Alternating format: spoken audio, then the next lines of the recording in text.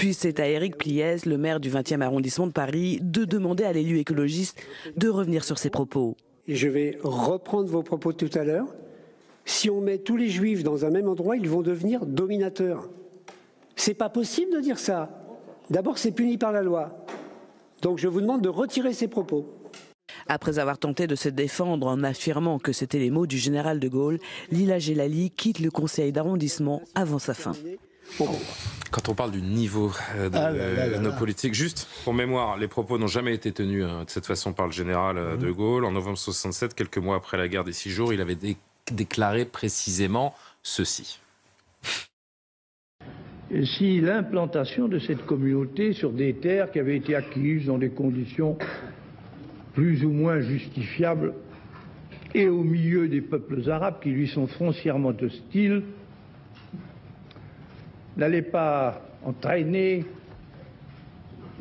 d'interminables frictions et conflits.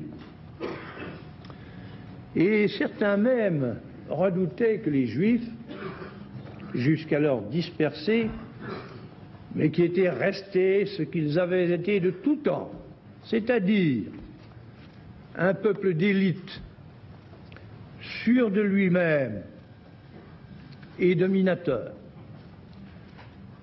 n'en viennent, une fois qu'ils seraient rassemblés dans le site de son ancienne grandeur, n'en viennent à changer en ambition ardente et conquérante les souhaits très émouvants qu'il formait depuis 19 siècles.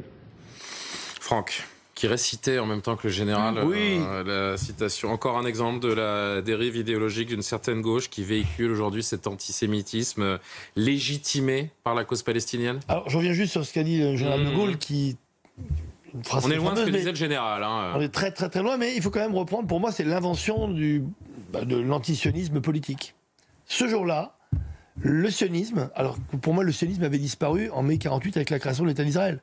Parce que le sionisme, c'était le rêve de retrouver un État. Donc, si on est logique, il n'y a plus de sionisme à partir... On ne peut pas parler d'israélisme à partir de 48. Mais non, on revient sur l'idéologie qui a créé Israël, qui a été créé, on oublie, par l'ONU aussi. C'est-à-dire que ça ne s'est pas créé comme ça, ex nihilo.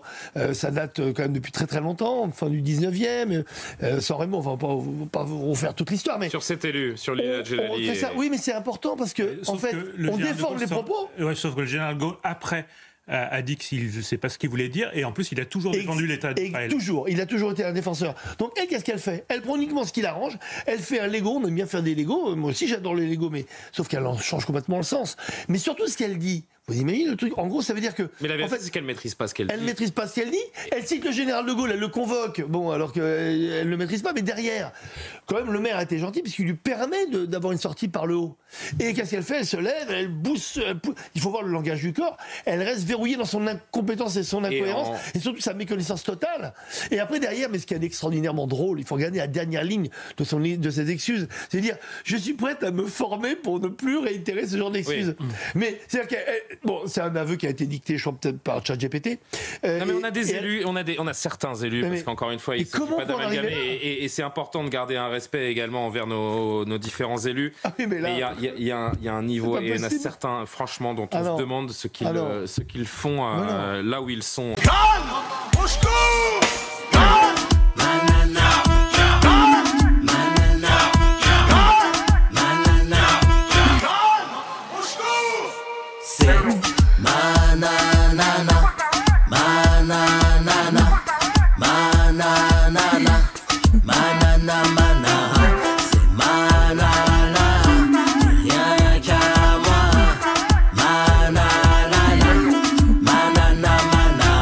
La chanson de l'été, Nana Manara de Nicolas Malone sur Spotify, iTunes, et bien sûr Deezer pour bouger, danser, se remuer.